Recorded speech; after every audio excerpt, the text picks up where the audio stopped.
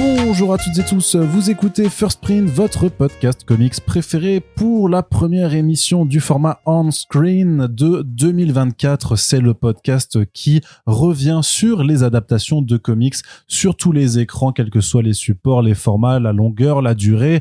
Je ne parle bien sûr pas de macarons. Wow. Voilà, c'est la première de 2024. Bonne année les gars. Et ça fait très longtemps qu'on l'avait pas entendu cette vanne, donc elle fait vraiment très plaisir. Oui. N'est-ce pas, vraiment. N'est-ce pas Corentin qui est avec moi, bien entendu, pour cette émission sur laquelle on va faire ça en tout petit comité, j'ai envie de dire petite famille First Print avec Océane. Coucou Océane. Coucou Arnaud, bonne année. Et bonne année à toi, bienvenue pour le premier podcast de 2024 on-screen qui s'intéressera donc, vous l'avez vu dans le titre, si vous avez appuyé sur play, que vous avez lu juste avant, sinon c'est bizarre, mais c'est pas grave, on vous juge pas, sur What If saison 2. Et oui, on a hésité peut-être à le faire, et puis dans le dernier front page, Corentin m'a dit, mais j'ai maté toute la saison, donc faisons un podcast, histoire que ce temps soit rentabilisé, qu'on n'ait pas passé du temps voilà à regarder ces épisodes de donc la seconde saison de la série animé de Marvel Studios, qui reprend le célèbre concept des comics What If initié dans les années 70, qui imagine des situations qui ont dévié du canon général, c'est-à-dire par exemple si Peter Parker s'était pas fait mordre par une araignée mais par un rhinocéros, voilà, Rhinocérosman. Voilà, serait-il devenu Rhinocérosman? Tout à fait, sauf que là, What If version MCU, vu que c'est produit par Marvel Studios, c'est des situations qui divergent du canon des films notamment, et ça va permettre de retrouver tout un tas de personnages déjà vus sur le grand écran en format animé, avec des situations qu'on reconnaît, avec des choses un petit peu nouvelles même dans cette saison d'ailleurs, avec l'apparition d'un personnage totalement inédit. Est-ce que c'était bien? Est-ce que c'était mieux que la première saison? C'est ce dont on va débattre dans ce podcast. Et avant toute chose, un petit point, bien entendu, on va reprendre les bonnes habitudes avec l'ami Corentin. Corentin Pédia, voilà, tu vas nous faire un petit peu le débrief, même si j'ai vaguement expliqué au tout début d'où ça vient. Et donc, on remonte le temps dans les années 70 pour découvrir pour découvrir What If en comics. Pardon. Oui. Alors. Et en évitant de se racler dans les oreilles des gens quand même. C'est l'hiver, voilà. Ce n'est pas de ma faute, c'est la faute du froid russe qui a débarqué sur la France. Alors le point de départ, mon micro fait peut-être du bruit. Non, c'est bon. Le point de départ de What If, en fait, il intervient après le boom, on va dire créatif, qui a suivi la prise de pouvoir plutôt de Roy Thomas sur la ligne éditoriale de la Maison des Idées. C'est-à-dire que quand on sort de la période Timely et qu'on entre dans la période Marvel, c'est Stan Lee, le fameux architecte, qui va prendre les commandes de Marvel en tant qu'éditeur en chef, et il va occuper ce poste pendant 10 ans à peu près, ou un peu plus de 10 ans, et c'est là que l'on va avoir la période Fast, de Jack Kirby, des grands premiers personnages qui vont apparaître, des Avengers et tout. Mais la vraie période qui marque un petit peu le début du Bronze Age chez Marvel, c'est vraiment la période Roy Thomas, où il y a beaucoup de personnages qui vont être créés. Lui, il va prendre les commandes des Vengeurs, des Uncanny X-Men, il va écrire énormément de séries. On a en parallèle à côté le développement des monstres, on a le retour des Defenders, des Invaders. Enfin, on a beaucoup, grosso modo, de séries qui affluent, et effectivement, Thomas commence à avoir un peu les mains pleines, et il ressent la nécessité, le besoin, de créer des histoires qui seraient déconnectées de la continuité pour être un peu tranquille. Et donc, en fait, ce principe-là commence à se former dans son esprit, avec aussi l'idée que finalement, les comics commencent à avoir une certaine histoire, qu'il y a eu des grands événements, qu'il y a eu des grands principes qui ont été posés, mais qu'on peut peut-être dévier pour voir un petit peu, comme une sorte de cours de récréation, qu'est-ce qu'on pourrait imaginer si les choses s'étaient passées différemment. Et donc l'anecdote célèbre que Arnaud connaît très bien, c'est que souvent quand Stan Lee pitchait les scénarios de ses projets, ou alors en réunion éditoriale, il disait « et si on tuait Gwen Stacy ? Et si on faisait ça ? Et si on faisait ça ? What if, what if, what if ?» Cette phrase qui était devenue un petit peu genre le leitmotiv de Stan Lee. Roy Thomas l'a utilisé à son compte quand il est venu l'approcher, parce que Stan Lee était devenu publisher à ce moment-là, donc il était un cran au-dessus, pour lui dire « j'ai une idée de projet, ça s'appellerait What If, on pourrait faire des versions alternatives de la réalité, et on appellerait ça What If ». Et comme Thomas le dit souvent, généralement, ce qui va convaincre Stan Lee, c'est même pas le pitch du projet, c'est le nom du projet, parce que c'est un mec dont le sang est à moitié constitué de marketing, ce qui est pas du tout étonnant, effectivement. Je veux dire, effectivement, Stan Lee, c'était un peu la rosta, et Roy Thomas, c'était plus l'auteur. Dans leur relation à tous les deux, il y a toujours une espèce de grande ambiguïté, c'est que Thomas c'était un vrai très grand scénariste. Stan Lee c'était moins un grand scénariste, mais c'est le mec dont on avait besoin dans les super-héros à une époque pour leur donner du clinquant, de la connexion au réel, etc. Toujours quand même été un grand dialoguiste, notamment. Tout à fait, bien sûr. Après, bon, ça c'est encore une fois, pourra relativiser un peu ça. Un jour, faisons un podcast Stanley, Arnaud, si tu veux. Je suis pas assez expert sur le sujet. Mais non, mais on pourrait inviter JL Mast, par exemple. Mais voilà. Mais idée. Donc le projet What If, en fait, il démarre en 77 avec un numéro qui sera et si Spider-Man avait rejoint les Fantastic Four pour devenir le Fantastic Five avec un logo araignée sur le plastron par Thomas et Perez, je crois. Arnaud, tu me confirmes? Arnaud va chercher. Oui. Et comme ça, en fait, c'est un succès immédiat et comme ça va se matérialiser l'idée tous les 2 mois de faire un numéro qui va, explorer une idée X ou Y. Et c'est déjà assez généreux, assez permissif. Et on peut voir What If comme une sorte de première réflexion sur les Elseworlds qui vont ensuite fleurir chez DC avec une grande importance. Et le principe même en général du multivers, puisque c'est vrai qu'à cette époque-là, c'est déjà Watu le Watcher qui raconte ces histoires et qui dit bien que ça se passe dans des réalités X ou Y. Longtemps avant que le multivers, enfin, on est longtemps avant Crisis, on est longtemps avant justement la mode des multivers qui va arriver dans les années 80-90. Là, on est plutôt à une période, il est trop mignon le chat, on est plutôt à une période où justement les comics restent en stade d'invention. En 77, c'est pas encore du tout le moment où toutes les réalités ont été évoquées, etc. Donc c'est Roy Thomas à l'écriture, mais c'est Jim Craig. C'est Jim Craig, ok, autant pour moi. Donc, on aura différents numéros. Par exemple, et si Jane Foster avait soulevé le marteau de Thor, ce qui sera canonique plus tard. Des années avant même la création de Mighty Thor par Jason Aaron. Et si Hulk avait eu le cerveau de Banner, ce qui va du coup pareil être utilisé plus tard pour le Smart Hulk. Ça c'était le deuxième numéro déjà, ouais. Et si Captain America n'était pas tombé dans la glace, etc., etc., etc. En fait, plein de projets, d'embryons d'idées, en fait, qui, évidemment, n'auront pas la place d'être développés sur du très très long terme, mais qui vont souvent, en fait, avoir une résonance ultérieure. Et ça va être une sorte de laboratoire à idées, pour tester des concepts. Il y aura aussi, par exemple, et si Gwen Stacy n'était pas morte, on peut voir aussi comme la première envie de garder Gwen Stacy dans le canon, longtemps avant Spider-Gwen et tout. Et si Elektra n'était pas morte, etc., etc. Alors, cette série va s'arrêter en 84. À l'époque où c'est Jim Shooter, je crois, qui a repris, est-ce que c'est encore Shooter? Oui, qui a repris l'éditorial. Elle va revenir ensuite avec un deuxième volume qui va être pensé différemment. On aura des numéros qui courront sur plusieurs arcs. Des idées parfois plus créatives, parfois moins, mais on a compris à ce moment-là la dynamique marketing de What If. Et donc, par exemple, on va créer Mayday Parker, Spider-Girl, du coup, la fille de Mary Jane et voilà, Peter Parker, il est fatigué. On va aussi poser plein de concepts. C'est pareil, dans la première série, il y avait aussi eu l'idée si le clone de Peter était pas mort, ce qui est pareil, on pourrait se dire que c'est aussi la première version de Ben Reilly. Et donc ça va durer pendant un temps. Ouais, c'est de 89 à 98, donc tout à fait. Là aussi une série de long cours. Oui, mais de toute façon, en général, le concept il est assez inépuisable. Effectivement, c'est une bonne idée, les What If. Alors justement, ça au bout d'un moment, en fait, les histoires comme DKR ou les différents principes de réalité parallèle qui ont été posés dans les années 80 vont commencer en fait à prouver qu'on peut faire du What If avec des mini-séries ou avec des séries complètes. Et c'est là qu'on n'aura plus besoin en fait petit à petit du principe des What If. Tu vois, quand Spider-Gwen apparaît, ça aurait pu être juste un numéro What If, mais on s'est dit, et si on faisait une série régulière avec ça? Et c'est pareil avec l'univers Ultimate. Donc au bout d'un moment, en fait, cette bonne idée qui était innovante et du jamais vu pour l'époque va en fait simplement être une sorte d'ancêtre à des trucs qu'on peut retrouver de plus en plus régulièrement.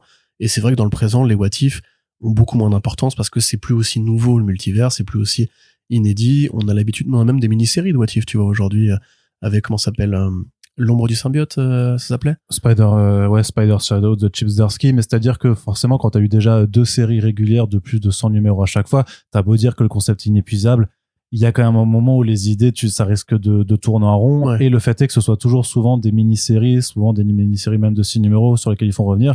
Ça montre aussi que t'as quand même beaucoup moins d'ambition, en fait, à faire quelque chose. C'est vrai. Et, après, ce qu'on peut noter, c'est que t'avais eu des what if dans les années 2010, 2018 où, étaient abordées certaines idées en rapport avec des évolutions technologiques, notamment sur Internet, sur ce genre de choses-là, tu vois. Mais, ça reste, c'est vrai que les derniers volumes sont pas très très intéressant.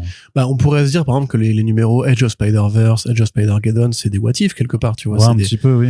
Mais encore une fois, voilà, ça montre bien aussi l'évolution de Marvel, c'est que maintenant c'est des what if qui ont une vocation beaucoup plus commerciale. On crée ces personnages-là pour créer des toys derrière, pour les réutiliser au cinéma, pour les utiliser en jeu vidéo.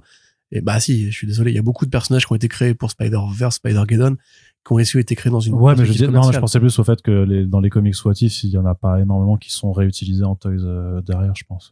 Non, mais je parle précisément de Spider-Verse, Spider-Geddon, tu vois. Okay. C'est que justement aujourd'hui, en fait, Marvel, c'est plus juste et si on étudiait pour le plaisir du scénario une idée particulière, Aujourd'hui, il y a plus la logique de si on crée par exemple un Spider-Man alternatif, c'est aussi pour les réutiliser plus tard dans une équipe de Spider-Man, comme là récemment avec Wolverine, tu vois, on va faire une série d'une équipe de Wolverine où on va créer une Wolverine parce qu'on sait que voilà, si l'idée elle prend, on pourra lui créer une mini-série plus tard.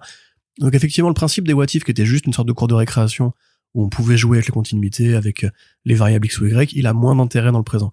Ceci étant, on a encore des séries assez régulières, enfin des annuals assez réguliers, dont un, et si Peter Parker était devenu le Punisher, donc on a un Spider-Punisher qui tire des bastos, et si Flash Thompson était devenu Spider-Man, il a été mordu par l'araignée et tout, donc ça ferait un Spider-Man un peu plus méchant et tout. Donc ce concept-là, évidemment, il est intéressant pour Marvel Studios parce que de la même façon, le multivers est devenu un gimmick au cinéma, notamment grâce à l'impulsion de Marvel Studios, hein, entre autres choses. Voilà. C'est la CW qui a tout fait. C'est la CW qui a tout fait, c'est vrai. C'est Rick and Morty aussi. Je le défendrai jusqu'à ma mort. Et donc c'était quand Bob Iger avait lancé le projet pour de monter la plateforme Disney+, Marvel Studios s'était dit c'est peut-être le moment de commencer à réfléchir à des formats sériels, des formats feuilletonnants. Et évidemment, on est dans un monde de super-héros, on est dans un monde qui est basé sur les comics, donc l'animation va forcément germer dans l'idée de quelqu'un, tu vois. Mais dans la mesure où Feige préfère les images réelles, en tout cas jusqu'à récemment, en considérant que tout est utilisable en canon, etc., il a préféré opter pour de l'animation pour What If, dans la perspective de se dire ça va être justement un truc qu'on pourrait considérer comme plus libre, on pourrait être un peu plus violent, on pourrait considérer que la mort existe, et on pourrait même à la limite considérer que ces personnages-là sont sacrificiels. Et c'est vrai que on n'a pas encore eu de personnages de What If qui se sont invités dans la continuité principale. On croyait que ce serait le cas pour Doctor Strange in the Multiverse of Madness, mais c'était un autre Doctor Strange méchant, par exemple. C'est AC Bradley qui va être embauché pour écrire la première armature du scénario, dans beaucoup d'idées de la saison 1 qui ont été réutilisées pour la saison 2. Et pareil, là, apparemment, il y a des épisodes de la saison 2 qui seront utilisés dans la saison 3, même si Bradley est parti depuis. La série, elle sort et elle ne reprend pas le principe des comics What If, c'est-à-dire de changer de dessinateur à chaque numéro, puisque malheureusement, on est chez Marvel Studios, on n'a pas forcément envie de faire beaucoup d'efforts. Et au niveau de l'esthétique qui a été adoptée, qui fait très animation flash, animation 3D, on n'est pas du tout sur un degré d'excellence ou de qualité qui évoquerait le travail de WB Animation, par exemple. Donc voilà, on a une anthologie qui sort, qui a des bons et des mauvais moments. On remarque comme la saison 1 de What If ose justement aller vers le pessimisme.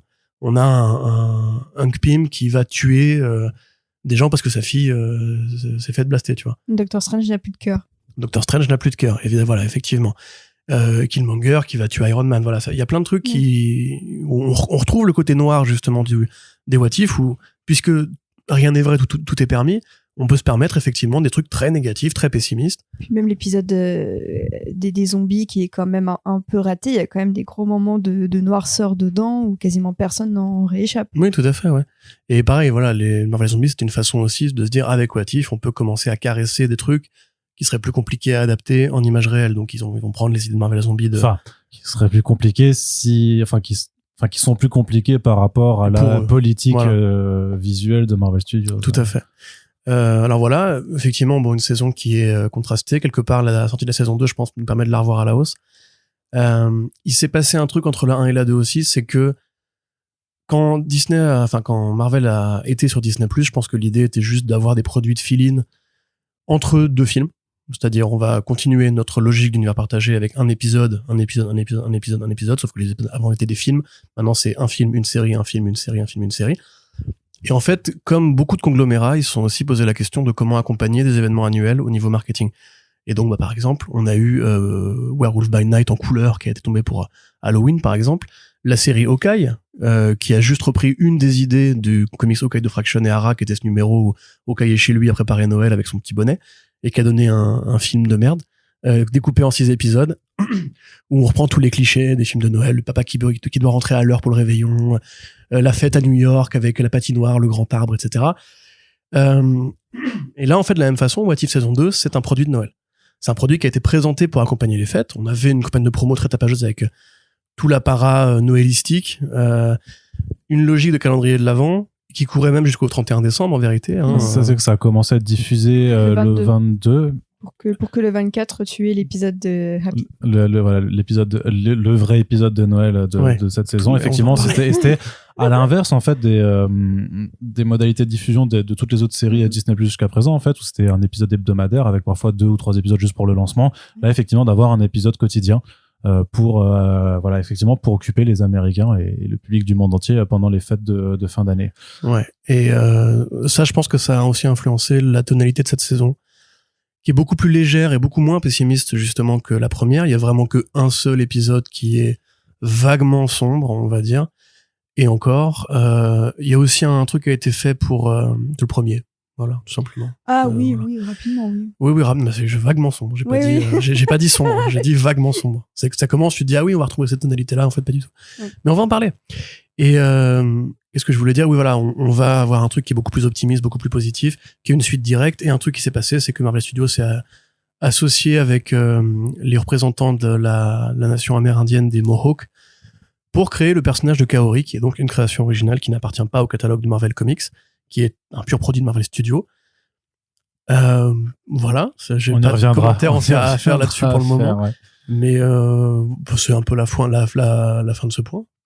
Très bien. Chose à ajouter. Eh bien, merci beaucoup, Corentin. Il y aura un spin-off Marvel Zombie aussi qui va être fait en animation. C'est ça, et qui s'inspire directement de l'épisode Marvel Zombies de What If et pas des comics Marvel Zombies de Mark Millar et Robert Kirkman. C'est l'heure à présent que nous avons fait ce petit topo de faire le petit tour de table, hein, puisque nous sommes en petit comité pour cette émission.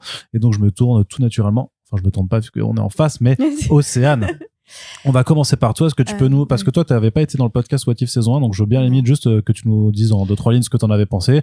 Et du coup, en conséquence, quelles étaient tes attentes pour cette saison 2 et donc ce que tu en as pensé. C'est à toi. Bah alors à l'époque, j'avais trouvé la saison 1 un peu déceptive, c'est-à-dire qu'il y avait de très bonnes idées dans chaque épisode, mais l'exécution n'était pas forcément au rendez-vous, si ce n'est pour 2-3 épisodes comme celui où c'est T'Challa qui devient Star-Lord qui a voilà une affection de ma part parce que c'est la dernière fois qu'on voyait Chadwick Boseman dans le rôle de T'Challa. J'aimais beaucoup l'épisode de Doctor Strange et dans un registre beaucoup plus léger et débile, j'ai adoré l'épisode de Thor avec Jane Foster. C'était vraiment idiot et pourtant c'était un peu neuneux façon phase 1 et moi j'aimais bien. Mais je trouvais que la plupart des épisodes comme l'épisode des zombies ou même de celui où les Avengers se font tuer progressivement, en fait, je trouvais que l'exécution était pas au rendez-vous et qu'à chaque fois ça arrivait pas à retomber correctement dans son final. Mais quand je vois la saison 2, en fait, je me dis que parfois il vaut mieux juste avoir une bonne idée de base, quitte à ce que ça retombe pas correctement, parce que c'est vraiment un des trucs les plus catastrophiques, je trouve, que Marvel est sorti, et ça en dit long, dans une année où il y avait déjà Secret Invasion et Ant-Man 3, et ils ont réussi à faire un truc aussi mauvais et médiocre. J'en sauve que 1 ou 2 épisodes grand max, notamment celui avec le jeune Peter Quill qui revient sur Terre, parce qu'il y a une vibe un peu 80s et qui on sent un peu l'ADN encore de James Gunn sur certains aspects et que je trouve que c'est un épisode assez attachant. Et pour le reste, j'ai eu l'impression de voir une saison de vide complet, d'incohérence au niveau des personnages, et notamment Doctor Strange qui m'a rendue un peu furieuse, notamment sur la fin. En fait, c'est limite si c'est pas une série qui aurait dû être faite complètement sur l'agent Carter qui devient Captain Britain en duo avec Black Widow, parce que je trouve que Lake Bell et Hayley Atwell se répondent hyper bien en matière de doublage et que les deux, c'est vraiment un duo hyper cool à suivre. Et en fait, tout le reste, limite, on aurait pu le mettre à la poubelle. Et vraiment, chaque épisode, en fait, on m'en a dit beaucoup de bien de cette saison. Et en fait, à chaque épisode, c'était à peu près à la déconvenue, c'est-à-dire les 5 premières minutes, ah ouais, ça a l'air intéressant. Et ensuite, je vais passer 20 minutes sur mon téléphone parce que ça me saoulait. Et Corentin est témoin de ça. On a vraiment terminé la saison en se disant, mais qu'est-ce qu'on vient de regarder? Ça ne raconte rien, ça ne va nulle part. Ça donne aucune promesse. Ça recycle des personnages qui sont tous morts les uns après les autres au lieu d'exploiter ceux qui sont toujours vivants. C'est vrai que très peu de présence de la phase 4 en vrai. De la phase 4, donc Sam Wilson il n'existe pas, Shang-Chi n'existe pas, Miss Marvel n'existe pas, il y en a beaucoup qui n'existent pas, et en fait tu te dis mais pourquoi se restreindre à tel noyau de personnages qui sont déjà morts, en plus même pas avec les vrais comédiens de doublage. Alors j'ai peut-être juste une réponse entre parenthèses par rapport au moment où ça a été produit et écrit, peut-être que les films en question de la phase 4 n'étaient pas tout à fait sortis et qu'ils n'avaient pas forcément encore prévu pour les acteurs. Parce que ça remonte quand même la production et on sait que les saisons avaient été découpées. Ouais, mais tu sais que c'est vrai que t'as le mandarin, mais je veux dire dans le sens où Ok. Black Widow était dedans alors que c'était quasiment T'as la même Rachel année. Weisz, t'as quand même 2-3 personnages que tu vois en phase 4. Parce que je me rappelais juste que là, à la base, ça doit être une saison qui a été ensuite découpée en deux Oui. de façon un peu artificielle pour étaler sur le temps. Et je me Mais dis, tu vois, par exemple, Sam Wilson, il est quand même là depuis 10 ans. Et oui, c'est vrai. Après, il est pas dans l'extrait de la saison 3 qu'on a vu, je me rappelle plus s'il était dedans. C'est le Winter Soldier que tu vois, mais je sais plus qui est son sidekick. Mais je trouve qu'il y a quand même encore des gros soucis même de représentation à ce niveau-là. Et là où la saison 1 avait pour elle au moins de bonnes idées et un aspect un peu nostalgie, là sur cette saison, à part réentendre Cate Blanchett qui a quand même l'air un peu de s'amuser et John Slattery, bah franchement j'ai vraiment rien ressenti du tout et j'en suis sortie avec une grosse impression de gâchis et le fait que le format de What If de SI était vraiment pas exploité du tout parce que c'est pour certains épisodes, c'est vraiment des histoires qui auraient pas eu besoin d'être des what if comme celle de Happy le soir de Noël qui m'a saoulé à un point astronomique. Donc vraiment une grosse impression de tout ça pour ça et de remplissage assez triste quand on sait les idées qui ont été refusées, notamment sur Spider-Man qui devait avoir un épisode un peu sombre. De toute façon, et Children of Men. Hein. Ouais. Mais ça, on l'aura en saison 3, je pense. Je sais pas, franchement. Mais donc voilà, en tout cas, vraiment très très déçu et limite, je préférerais revoir la saison 1 qui avait beaucoup plus d'idées sympathiques. Très bien. Corentin, je me tourne vers toi pour savoir si ce constat est partagé, parce que donc vous avez regardé la série ensemble et j'imagine que c'était bien de savoir l'un l'autre pour s'épauler, pour se soutenir dans cette épreuve. Ouais, il y a beaucoup d'échanges de regards un peu paniqués. En mode, ah non, putain, encore un épisode pourri, c'est pas possible. Là. Parce qu'effectivement, moi, c'était un peu Océane qui m'avait motivé en me disant que les retours étaient plutôt bons et je viens de regarder, mais cherché. Je t'interromps, mais c'est 88% pour ce que ça vaut, hein, mais 88% de critiques positives sur Rotten Tomatoes et Metacritic, on est à 79. Ouais, après, faut toujours se faire le delta entre ce que les gens espèrent encore Marvel Studios et dire ah tiens, c'est sympathique. Mais justement, il y avait pas mal de gens qui disaient ouais, la saison 1, j'avais pas trouvé ça fou, mais là c'est mieux. Et en fait, c'est ça aussi qui m'avait dit, vu que moi, j'ai pas totalement détesté la saison 1, là, du coup, je vais encore plus aimer. Et ça va un peu me réconcilier avec Marvel après une année très compliquée. Alors, en plus, c'est vrai qu'il y a ce côté très inoffensif. Enfin, c'est une série qui cherche à rien poser. Je me corrige, d'ailleurs, tout à l'heure, j'ai dit qu'il n'y avait pas eu de vraies conséquences sur le multivers Marvel. Après What If saison 1, il y a quand même Captain Carter dans In the Multiverse of Madness. Ça tient, plus du clin d'œil que... Mais c'est vrai que techniquement, en plus, ils avaient joué sur la confusion du public entre le Doctor Strange suprême et le vilain Doctor Strange qu'on retrouverait dans Multiverse of Madness. Mais même Wanda, on avait l'impression que ce serait la Wanda de Marvel de l'épisode zombie, et en fait non, c'est juste elle qui est possédée par un autre. Tout à fait. Ce qui n'empêche pas des gens de faire des captures d'écran pour faire genre c'est la même chose, mais voilà. Alors moi, pour résumer mon avis, c'est vrai que j'ai pas vu Secret Invasion et Ant-Man 3 avec le recul, en fait, c'est tellement un nanar que quelque part, j'ai même plus forcément d'animosité envers lui.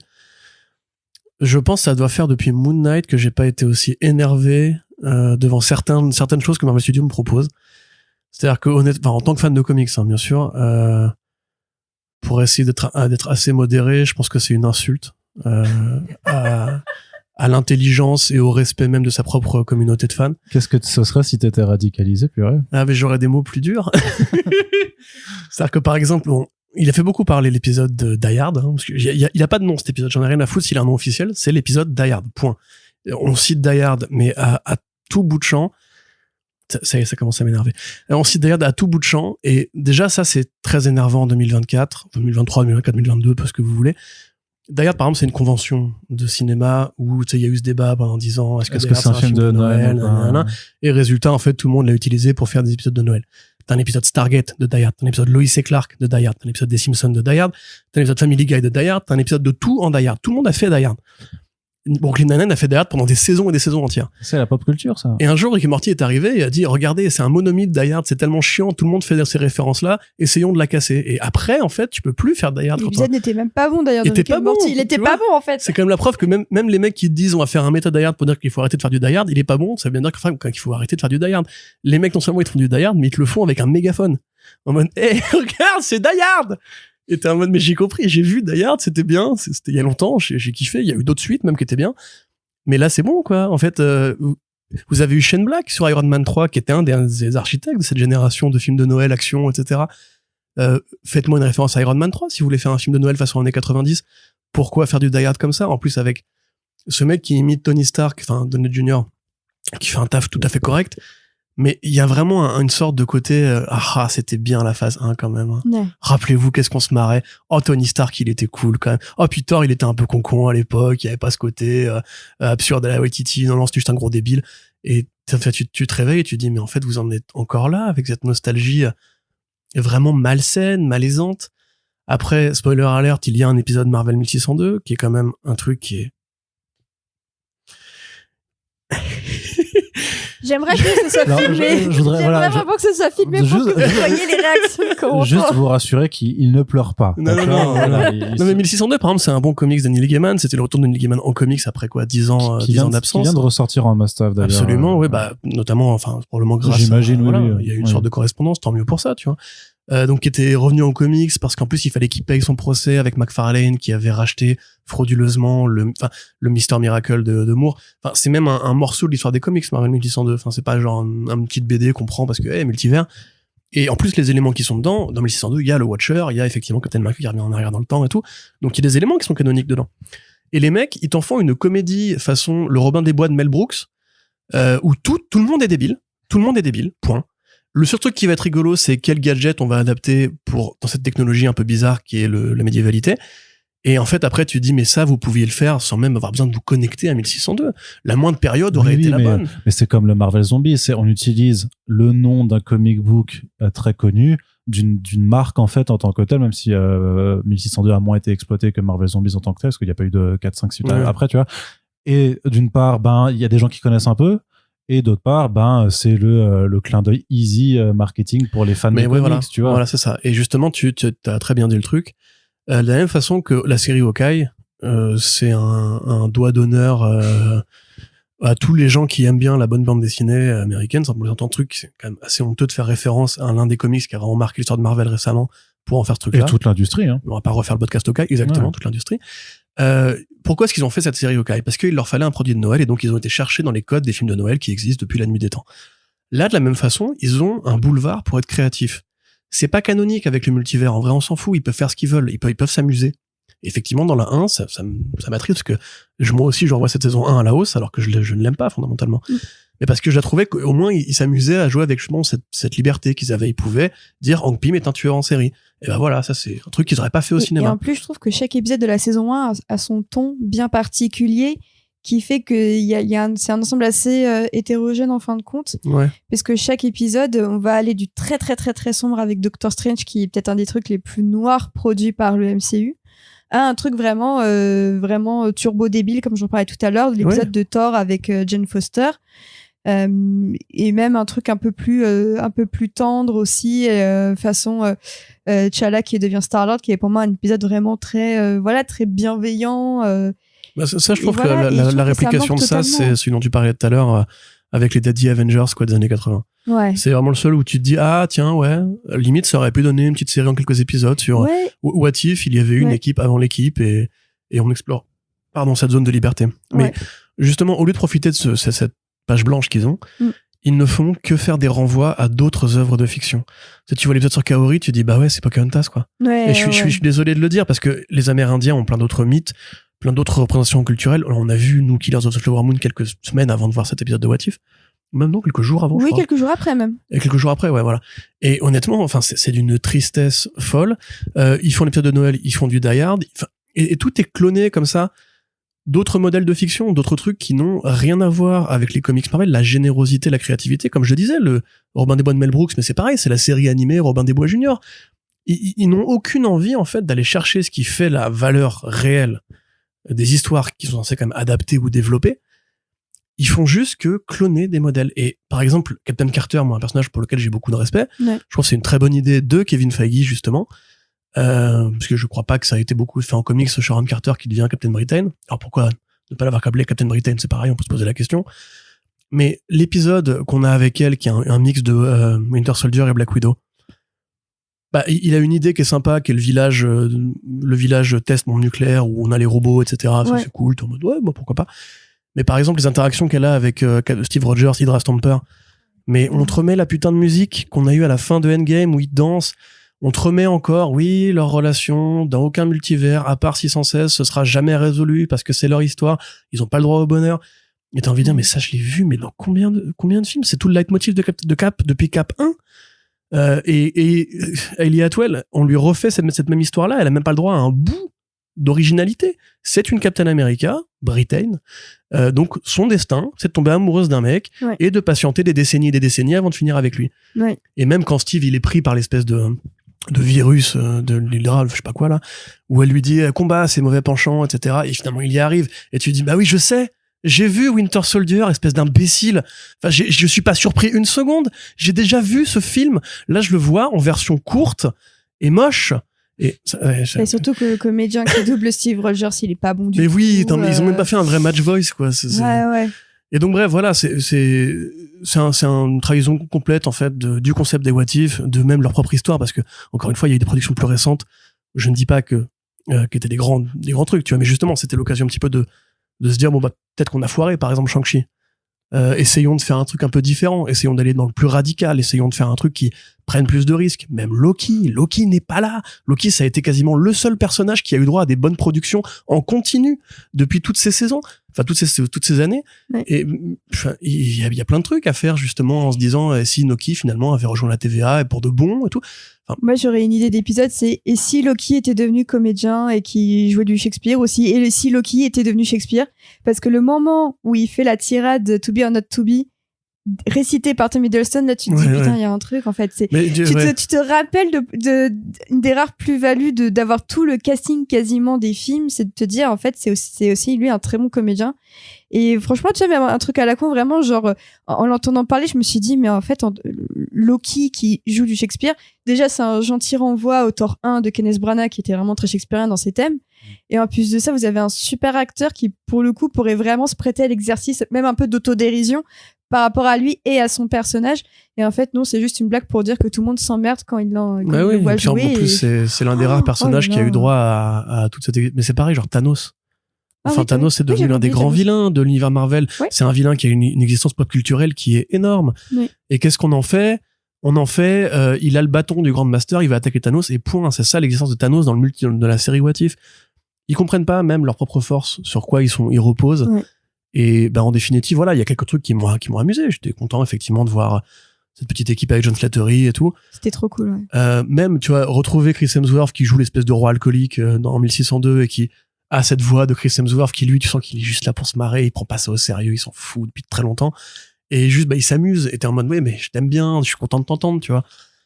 Et après, là, t'on fini la saison. Et rappelle-toi, quand on a fait le podcast What If, Arnaud, on était tombé d'accord, toi et moi, que l'intérêt de la première saison, c'était aussi qu'il y avait, en fait, un truc filé, qui finissait par une bataille finale et qui même rendait ses lettres de noblesse à Ultron, qui avait pas eu le droit à un film.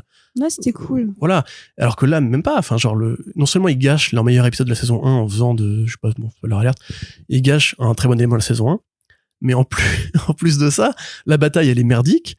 Le motif du vilain, ultra longue, elle est ultra longue. Bien sûr. Et on dirait un truc à la Secret Invasion où tu as un personnage qui a littéralement 3-4 pouvoirs et au lieu d'avoir les personnages d'Emilia Clarke qui a un bras de chiole, qui a des pouvoirs un peu chelous en mode j'en sais rien, j'ai pris n'importe quoi.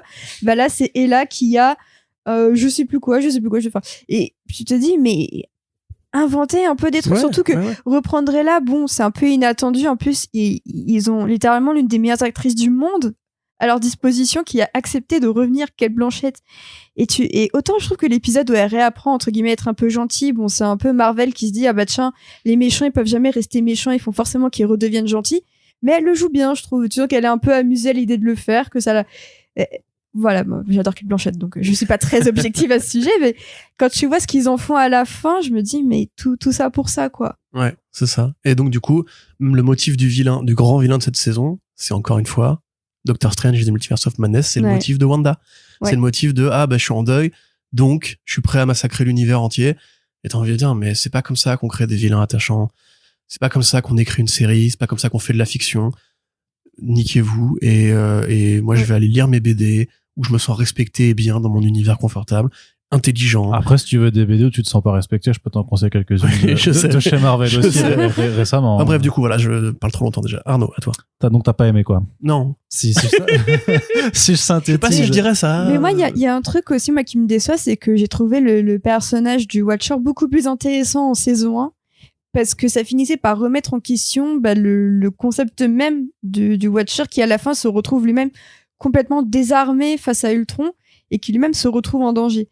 L'une des seules bonnes idées de la saison 2, c'est de le faire interagir avec Captain Carter, qui est à peu près la seule à savoir qu'il est là. Et c'est même pas assez bien exploité, alors que ça aurait pu être une idée hyper intéressante et qui est beaucoup mieux exploitée dans Moon Girl and the Dinosaurs. Tout à fait. Dinosaurs. Voilà. Bien sûr. C'est ce que j'ai à dire. Le Beyonder Funky. Qu'on reprendra en podcast après la saison 2 du coup pour faire. Mais justement, je trouve que même sans trop spoiler ce qui se passe dans Moon Girl, il y a aussi un Watcher dans Moon Girl et qui est beaucoup mieux. C'est Laurence Fishburne en plus, non? Qui est Laurence Fishburne, qui a ses petits numéros musicaux qui sont incroyables. Et là, je me suis dit, mais franchement, vous ridiculisez Jeffrey Wright, qui est pourtant quelqu'un avec une voix super, qui est un super acteur. Bien et tout sûr, ça. ouais. Et vous trouvez le moyen de le faire downgrade. Et ce qui fait que du coup, en matière d'animation, Moon Girl écrase complètement What If en reprenant pourtant certains petits éléments narratifs. Et c'est là que tu te rends compte de la pauvreté de la chose, alors que même, je trouve qu'Elea Atwell fonctionne très bien avec tout le monde dans ses interactions, y compris Black Widow et même Jeffrey Wright, je trouve qu'ils se répondent hyper bien.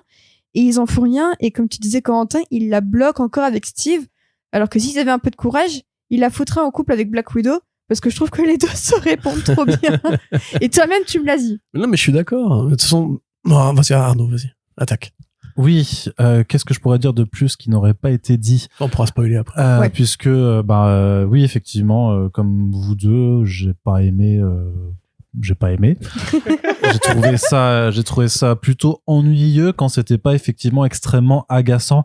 C'est une série pour laquelle je trouve qu'il y a effectivement que leur avantage majeur, c'est d'avoir à 80% en fait les voix, enfin le casting original, et je trouve qu'il y a un vrai kiff en fait à reconnaître les voix de ces acteurs, surtout quand tu dis, quand t'es pas certain au début, tu dis attends, ils ont vraiment, dans le cas de Kate Blanchett, te dire attends, c'est vraiment elle, puis d'entendre son accent et de voir ah oui, effectivement je reconnais sa voix. Ouais. Donc il y a c'est vrai que c'est leur argument de vente principal, et je pense qu'ils ont même pas assez joué là-dessus dans leur promotion. Pourquoi ils font pas, tu sais, des extraits vidéo, on les voit tous en train de doubler dans le truc, ça rendrait le truc Moi, j'ai appris que c'était Kate Blanchett parce que quelqu'un avait posté une photo d'elle dans le final en disant putain, ils ont ramené Kate Blanchett pour ça. Je me suis dit mais non, mais c'est pas possible, c'est une blague. Et c'est juste une personne qui l'imite très bien, parce que quand on a commencé l'épisode où elle arrive, je me suis dit mais non, mais c'est pas elle.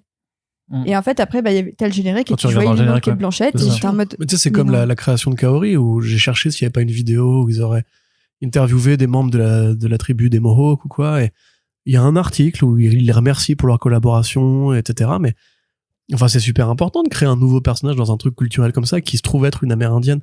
Et juste avant la série Echo, en plus. Et qui est joué en plus, qui est doublé par une actrice de la série Echo. Voilà. Et ils veulent clairement en faire une sorte, l'héroïne cachée, on va dire, de cette saison 2. Et en définitive, il y a même pas vraiment de promo, d'accompagnement, ça a pas circulé. Ouais.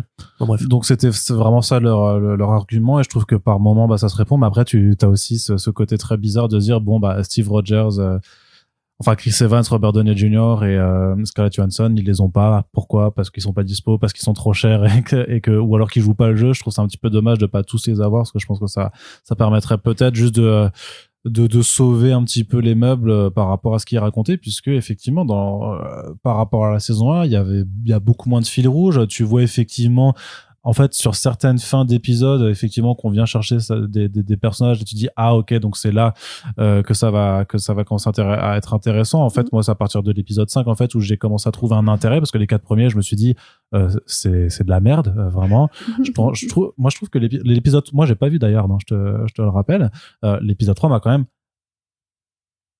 comment dire, je voulais dire agacé, mais c'est plus fort que ça. Vraiment, il m'a horripilé. Vraiment, je trouvais ça insupportable. Mais après, il y a le 4 là. Le truc avec le Grand Master, avec la course et tout ça, là. Mon Dieu, j'ai vu la menace fantôme, j'ai vu les pod racers, tu vois, j'ai pas besoin de revoir ça, quoi. C'est celui-ci qui, normalement, aurait dû être dans la saison 1. Ouais, tant pis, il aurait dû être nulle part. Il y a trop la poubelle, en fait. Ouais, c'est ça, il aurait pas. Et à partir du 4, je me suis dit bon bah je regarde plus, et c'est après qu'on en reparlait, que j'ai vu que tu regardais, je me suis dit bon bah on va faire un podcast dessus, j'ai quand même me motiver pour finir. Et encore les 3 derniers je les ai matés ce matin, tu vois, enfin, avant d'enregistrer le podcast, parce que d'accord, okay. Parce que sinon j'étais prêt à faire une Corentin comme ce que t'as fait sur Secret Invasion ou Aquaman 2, tu vois, je veux dire bah en fait je regarde pas, et donc j'ai été un petit peu réintéressé sur le 5 et le 6, le 5 juste pour la fin, quand tu vois qu'en fait il y aura des éléments de narratif qui seront réutilisés plus tard. Le 6, parce que c'était vraiment l'épisode du personnage inédit et tout ça. Et après, je me suis rappelé que j'avais déjà vu Pocahontas quand j'étais petit.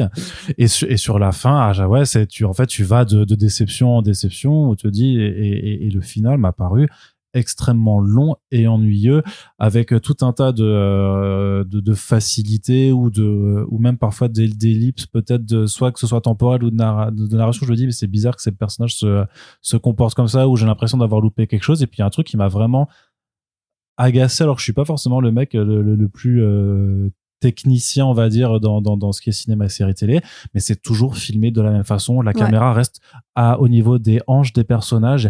Il y a vraiment zéro, et j'ai regardé, hein, c'est toujours le même réalisateur sur toute la série, mais là vraiment ça m'a marqué en me disant Brian Edwards, surtout, surtout les combats, surtout les plans, c'est toujours des personnages qui sont, alors je sais, j'ai pas le terme, c'est pas du plan américain ou je sais pas quoi, mais en gros tu ne vois jamais leurs jambes, en fait tu les vois toujours vraiment à hauteur, comme si ta caméra était posée là sur un trépied basique, et que ça filme juste la moitié haute des choses. Il y a très très peu en fait de plans où ça change de façon de filmer. Ça va jamais, parfois en fait tu vois la caméra qui va un petit peu en contre-plongée, t'as de très rares plans vus de haut, mais vraiment en fait on se fait chier en termes de réalisation. Alors, et je pense que c'est lié à la technologie qu'ils utilisent, puisque donc c'est pas de l'animation en 2D, c'est des modèles 3D sur lesquels il y a avec une couche de texture qui fait quoi, mais... et donc tu les vois s'animer en fait, c'est ça, sur des plans de décor plus ou moins fixes. Et je comprends l'intérêt économique d'utiliser cette technologie, parce que t'as pas besoin de dessiner plan par plan, tu vois, en fait. Mais on est chez Disney. Oui, ça je l'entends, pour révolutionner le cinéma d'animation. Ouais, mais on est chez Marvel Studios, sur de la production pour de la plateforme de streaming, donc faut minimiser les coûts, parce qu'en fait c'est très mal que tu vas pas être rentable et tout ça. Donc, voilà, la technologie en fait, je pense que du coup elle a ses limitations là-dedans, dans comment est-ce que tu peux filmer tout ce que tu animes, parce que à mon avis tu peux pas faire des trucs incroyables comme ce que permettrait la 2D, où littéralement la caméra en fait tu t'en fous, puisque tu vas dessiner les plans toi-même, et je pense que en fait quand tu bouffes 9 épisodes comme ça où c'est tout le temps filmé de la même façon, là aussi ça participe à un ennui général. Et puis et pourtant je détesterais être ce genre de mec, tu vois, mais sur la fin, le côté vraiment, on a 2 personnages à qui on va donner tous les pouvoirs sans te donner de clés de compréhension, en disant juste, regardez, Yes Queens, elles sont trop fortes, elles sont trop fortes, hein, vraiment, tu vois, où je me dis, mais c'est contre-productif, en fait, parce que ça m'intéresse pas non plus, en fait. T'as pas d'attachement, le vilain, il est claqué au possible. Ouais. Et c'est vrai que en terminant le truc, je me suis dit, mais pourquoi enfin, j'ai pas envie de regarder la saison 3, vraiment, j'en sors vraiment très... Moi, je me dis, bon, c'est Ashley Bradley s'est barré, donc peut-être que ça va apporter un peu de sang neuf. Je laisserai une chance à 2-3 épisodes, mais vraiment, j'irai pas jusqu'au bout si c'est du même acabit que la saison 2, c'est pas possible. Et pour moi, il y a un truc qui merde dans le concept même, en fait. C'est déjà à cause du décalage temporel, comme tu l'as dit, qui fait qu'on peut pas parler des trucs récents parce que ça prend trop longtemps à être produit. Et aussi parce que, à mon avis, il y a quand même un enjeu marketing. Enfin, c'est pas anodin l'épisode avec Tony Stark qui va sur la planète du Grandmaster, comme oui, pour refaire Thor Ragnarok, quoi. Voilà, ou comment il s'appelle le film là, Tron, tu vois, par exemple, où il y a pareil la course de moto et tout, monde virtuel, enfin mon alien en l'occurrence. Il y a un truc en fait qui merde dans le côté, on a vraiment pas envie en fait de vraiment explorer les films en question. On veut juste faire des décals. L'épisode avec Nebula, c'est un thriller cyberpunk. C'est Blade Runner. C'est ça, voilà. Et à tel point que t'as les bagnoles volantes qui tournent au ralenti. Enfin, t'as de l'hommage plan par plan. Et c'est vraiment juste, ok, on a envie de faire un épisode Blade Runner. Qu'est-ce qu'on peut trouver? Il y a cette planète, ce personnage-là qui est une cyber. En fait, ils sont canvassés, enfin, ou cadenassés plutôt par. On a eu ces 20 films qu'on a fait. Et on ne va jamais aller en dehors du truc, j'ai l'impression. Techniquement, Captain Carter, tu vois, c'était une façon de. C'est les rares exceptions qui vont confirmer la règle. Mais voilà, c'est pareil, ils servent même pas de ça pour introduire de nouveaux personnages. Enfin, il y a Kaori, tu me diras, mais je vais dire des personnages du catalogue comics. Tu vois, ça aurait été le moment, par exemple, de dire, écoute, on va faire un épisode sur Spider-Man et on va prendre des personnages qu'on n'a pas encore vus, comme le Bouffon Vert, comme le Rhino et tout. Et au final. J'ai un trou de mémoire. Il y avait Spider-Man dans la saison 1 ou pas? Oui, il était dans l'épisode des zombies. Ah oui, c'est vrai, merci. Ouais. Et Non, ils ont le droit de l'utiliser. Et t'avais aussi, justement, on parlait tout à l'heure de vendre des jouets avec les What If. T'avais eu une série de Lego, des minifigs de Marvel. Et en fait, dans une des séries, tu avais, par exemple, Spider-Man avec la cape de Doctor Strange, des petits trucs comme ça. De What If, il y avait eu quand même 2-3 designs, genre que Captain Carter, elle avait eu sa petite minifig, des trucs clairement, comme ça. de toute façon, j'ai apprécié le fait qu'à la limite qu'elle soit une héroïne qu'on puisse retrouver à plusieurs reprises. Pour moi, c'est vraiment elle qui ressort de What If. Hein. Mais ceci étant dit, ça aurait été peut-être pas plus mal de changer de vilain et de refaire les Avengers du multivers parce qu'ils ont posé ce concept. Oui, avec le nom ronflant et tout. Pourquoi, Tu sais, il y avait même le plan circulaire là qu'ils avaient fait pour Avengers 1, qu'ils avaient refait pour les Avengers du multivers. Finalement, on ne les voit pas. C'est les gardiens d'ailleurs, c'est pas les gardiens, ouais.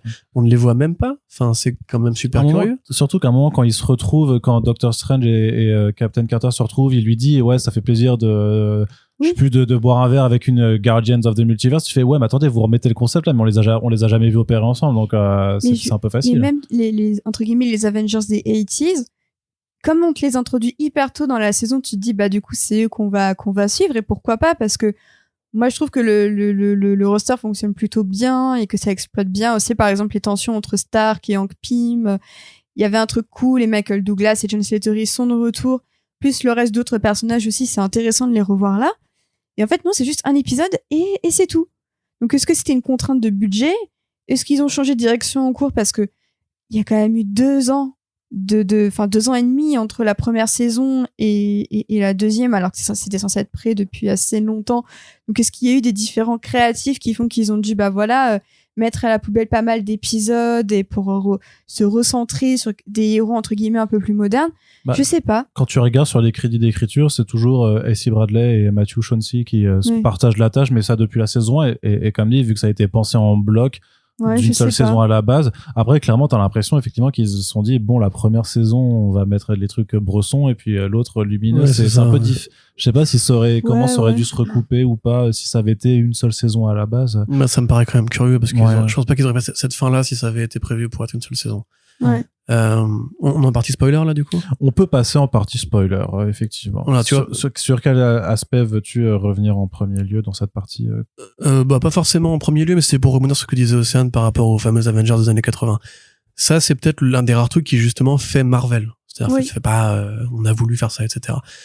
Et justement, pour moi, en fait, c'est là que je voulais dire, il y a un truc qui merde dans le concept, c'est qu'en fait, c'est pas qu'ils sont piégés par le côté on a 20 films à explorer, parce qu'au final, ils explorent même pas les 20 films.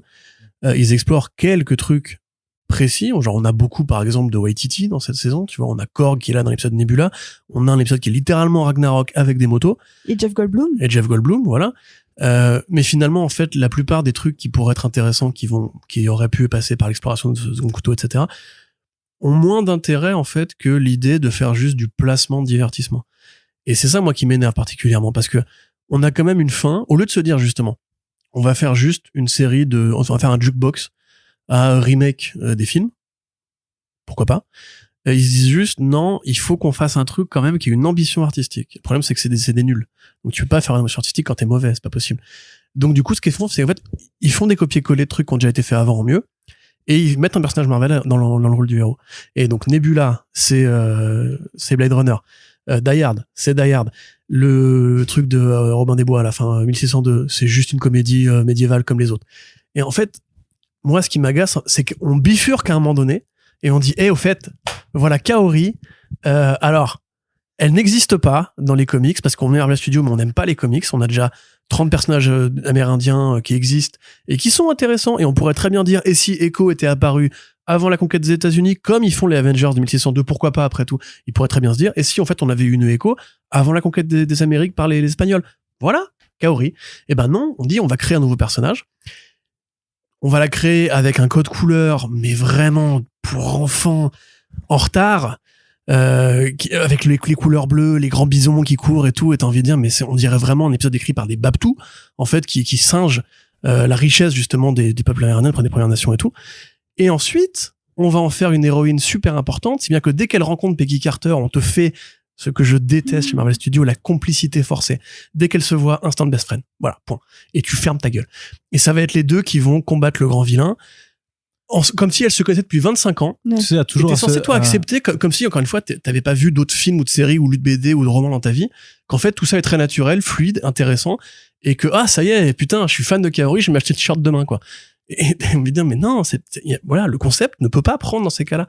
T'as trop peu de place, trop peu d'intérêt, trop peu d'intelligence. Et au final, tu sors tes épisodes, mais tu te dis, mais qu'est-ce que je fais de ma vie, quoi?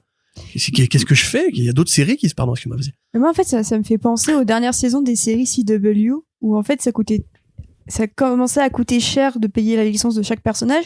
Du coup, ils s'amusaient à ancrer. Notamment dans Legends of Tomorrow, beaucoup de personnages noirs, amérindiens et tout ça, et même arabes. En fait, ils n'existent pas dans les BD, c'est juste que comme ils avaient plus de thunes, et ben, ils ont inventé des nouveaux personnages originaux.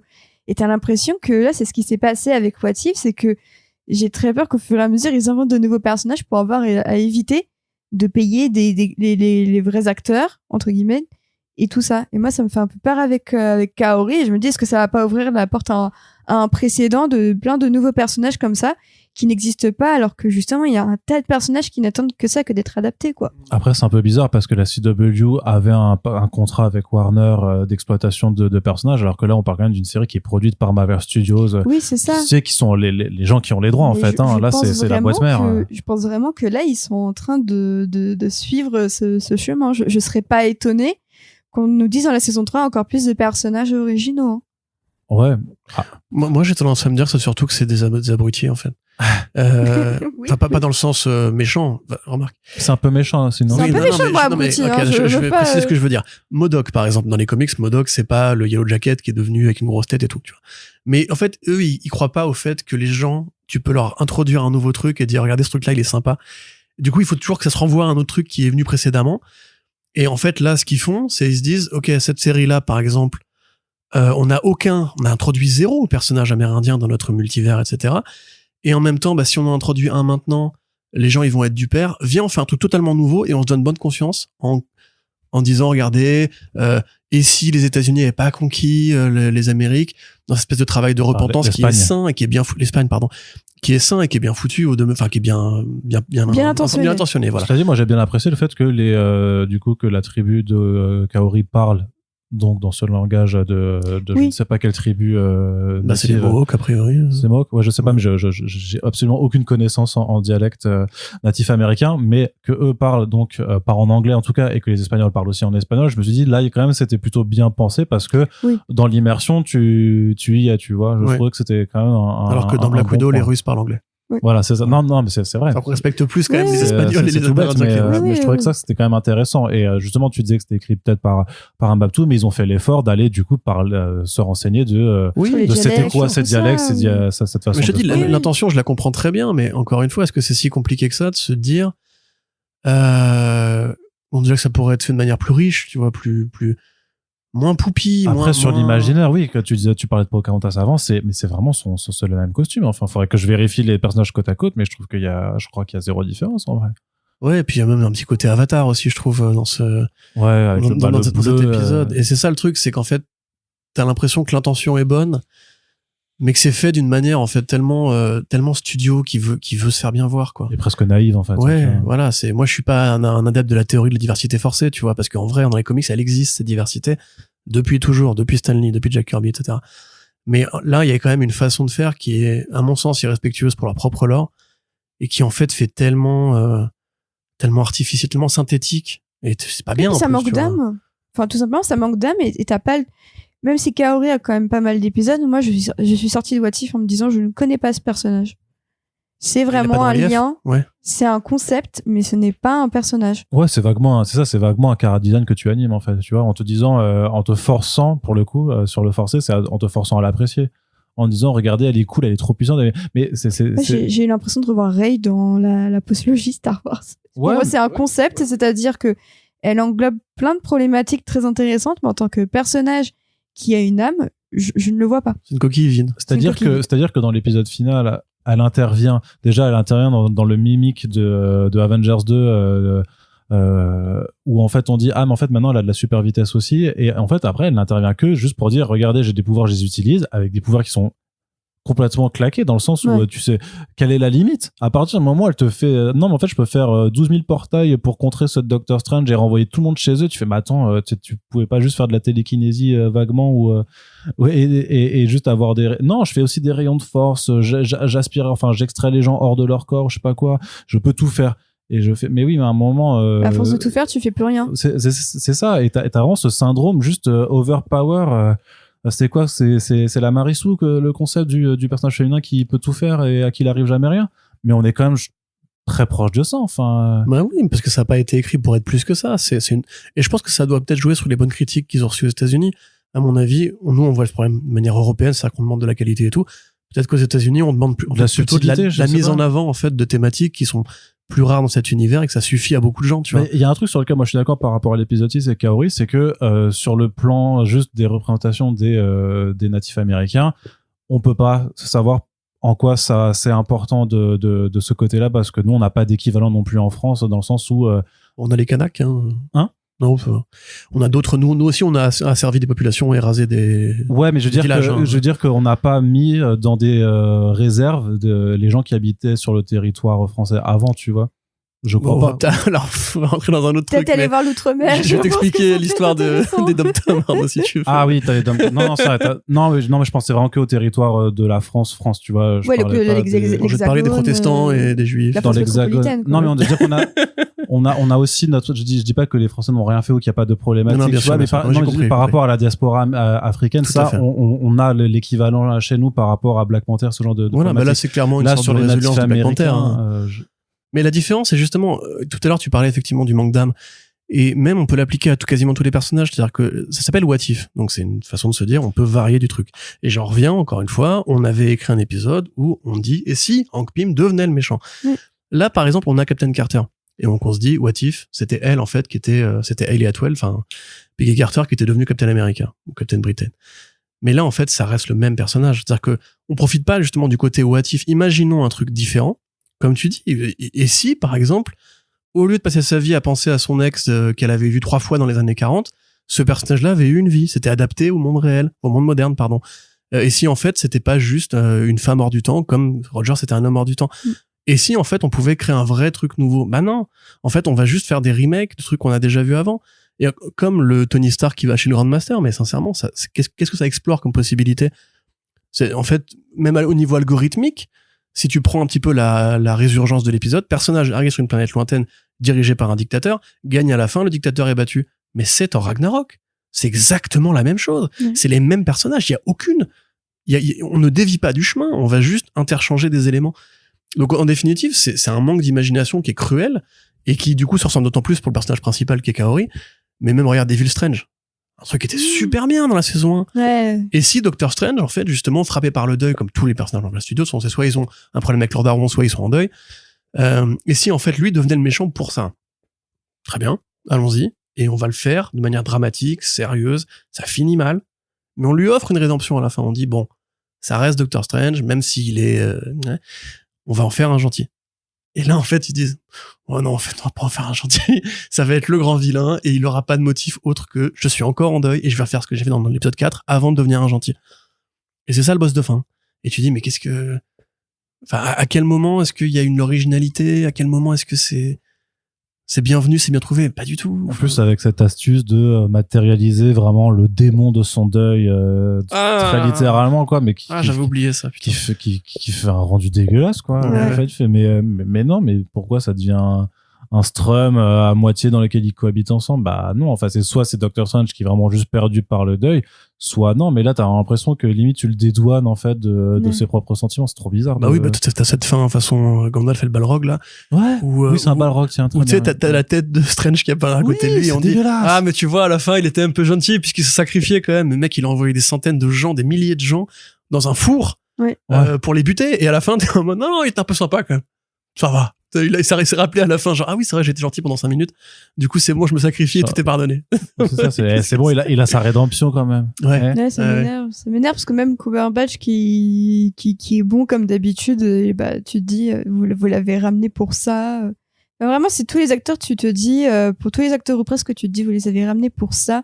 Je pense à Sebastian Stan qui a rien à jouer et qui est là quand même. En fait, ça m'énerve, quoi. Ça m'énerve de me dire que Marvel, ils ont quand même, avec tout ce qu'on peut leur reprocher, ils ont l'un des rosters d'acteurs les plus intéressants de ces 15 dernières années. Ils ont réussi à caster de super acteurs, vraiment de A à Z. Et même Robert Downey Jr. a dit il y a quelques jours, mais en fait, pour moi, Tony Stark, ça fait partie de mes meilleurs rôles.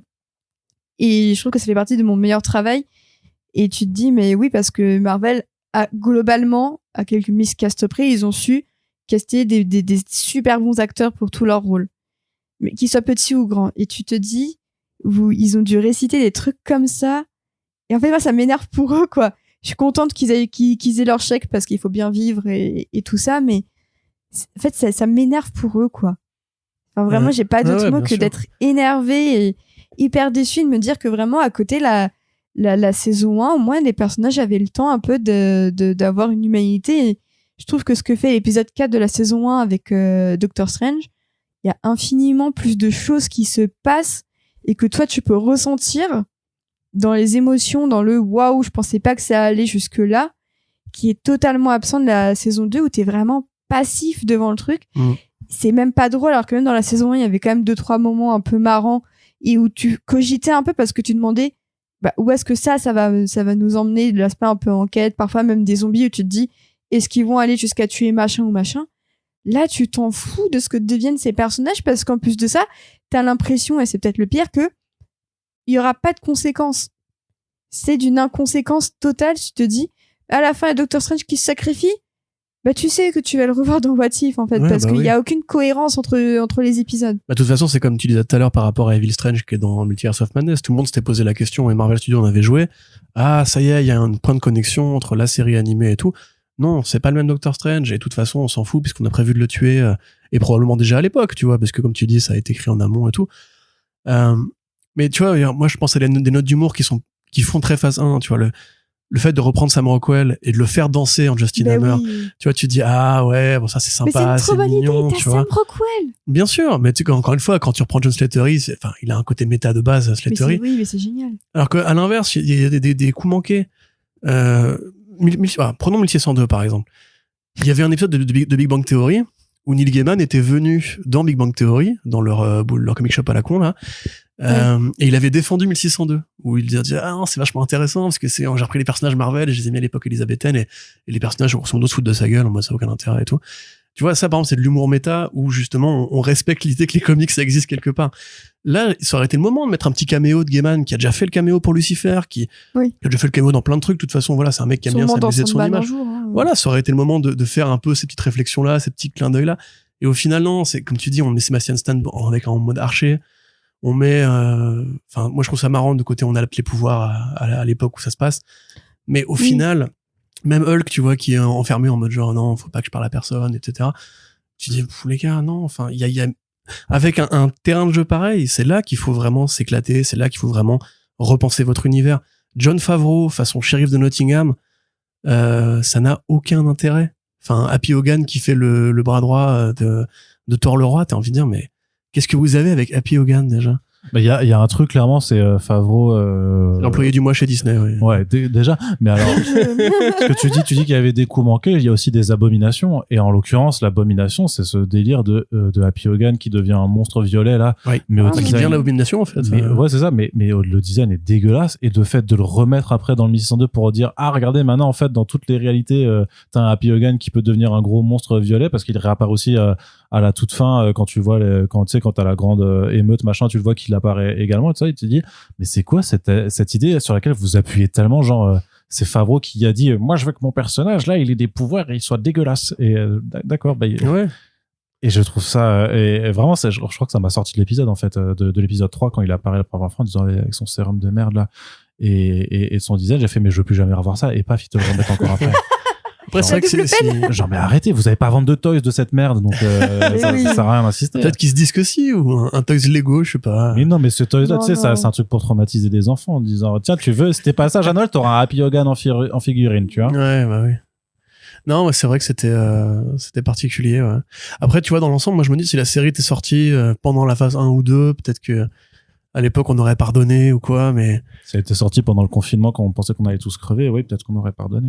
et encore, hein, je pense que moi, ça m'aurait plus Non, déprimé mais- qu'autre chose. Même enfin pour moi c'est trop tard après la première saison. Hein. Enfin la C'est-à-dire première saison c'était 2021 et une saison 2 comme ça. Alors bon, Loki aussi est un peu sorti dans la même fenêtre. En fin de compte, c'était d'abord Loki puis après What If comme il y a 2 ans.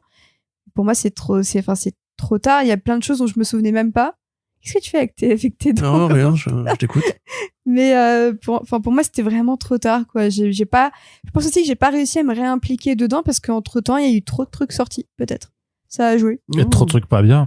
Trop de Ce trucs qui pas fait- bien Ce aussi. qui fait oui. que tu pars aussi avec un a priori sur la série qui est forcément plus négatif que fin 2021 où t'avais quand même eu WandaVision qui était cool, Loki saison 1 qui était cool, Falcon Winter Soldier qui était pas cool, mais bon, c'est le jeu aussi du truc. Entre-temps, t'as eu 2022-2023 et particulièrement 2023 avec, tu disais en intro, Ant-Man 3, Secret Fucking Invasion quand même, qui t'ont quand même rappelé aussi que maintenant, quand tu vas regarder quelque chose de Marvel sur Disney+, t'y vas plus avec la joie de la découverte des T'es premiers un jours. peu en mode de lower your expectations, quoi. Ouais, c'est ça, vraiment ouais. tes attentes sont à la baisse et si jamais tu en ressors en ayant passé un bon moment, comme moi, ça a pu être un peu le cas par exemple sur The Marvels, bah en fait, c'est limite tu te contentes du strict minimum et ça devrait pas être ça pour Marvel. Ça devrait être au contraire vouloir mieux. Et puis si on prend la série Loki, justement, qui avait cette perspective sur les... D'ailleurs, t'as vu qu'il y a un plan de l'arbre de nouveau qui évoque pour moi la fin de Loki saison 2 dans l'épisode Ah oui, oui, 7 oui. avec Ella. Je me suis dit, est-ce que c'était un renvoi, tu vois, par rapport à un truc assez récent? Peut-être un easter egg, je sais ouais, pas. un truc comme ça. Mais tu vois, par exemple, dans Loki, on t'explique qu'il y a une réalité où Loki, c'est un alligator, tu vois. Oui. Ouais. Bah voilà, tu fais un what if, mais montre-moi des trucs un Putain, peu mais nouveaux. un what Même if avec même que Chris des... Hemsworth qui a fait la grenouille, je sais plus quoi. Frog, enfin, ouais. Ouais, Frog, ouais. Un épisode où c'est que des animaux, c'est des pet Avengers, mais du Mais coup, il y a personne Voilà. qui parle, tu vois. Tu vois, voilà, par Genre exemple. Black Widow, bah c'est une veuve noire. Spider-Man, bah c'est Toi, aussi une t'aurais pas tenu le araignée. coup, toi. Mais non, mais Ouais. ce serait trop drôle. Oui, Ant-Man, bah c'est oui, une mais fourmi. voilà. Enfin, je sais pas. Et encore- La guêpe, c'est une guêpe. Enfin, Encore une ouais. fois, ça existe dans les putains de BD. Enfin, dans l'univers Ultimate de je sais plus quel scénariste, on t'explique qu'il y a une réalité où Captain America, c'est un ornithorynque et tout, tu vois. Enfin, ou soit un jaguar, je sais plus, bref. Mais il y a des trucs comme ça qui existent et qui sont tellement plus permissifs. Et encore une fois, c'est pas ça après Rick and Morty. Enfin, t'as littéralement une scène dans Rick and Morty où ils font une course-poursuite à travers les multivers, où t'as un monde où c'est les pizzas qui mangent des humains, après Oui. c'est les fauteuils qui mangent C'est des les pizzas. fauteuils, oui, c'est les Ouais, fauteuils ouais. qui sont les humains, c'est les humains, ouais, c'est les fauteuils qui s'assoient sur les humains. Voilà, moi, tu vois, ça me fait quand même beaucoup plus kiffer que, voilà, d'imaginer si Tony Stark, il avait croisé Jeff Goldblum. Enfin, je m'en fous, je suis plus fan de Jeff Goldblum comme la plupart des gens, enfin, ça a fait son temps maintenant. Et tu sais très bien, voilà, la prochaine... Après, il y a aussi un truc qui est générationnel, je pense, qui est très du moment, en fait, où, par exemple, cette référence à Die Hard, elle passe encore pour cool pour des gens qui ont grandi dans les années 80, qui sont en âge d'être scénaristes et de consommer des produits Même culturels. plus, j'ai l'impression. Hein.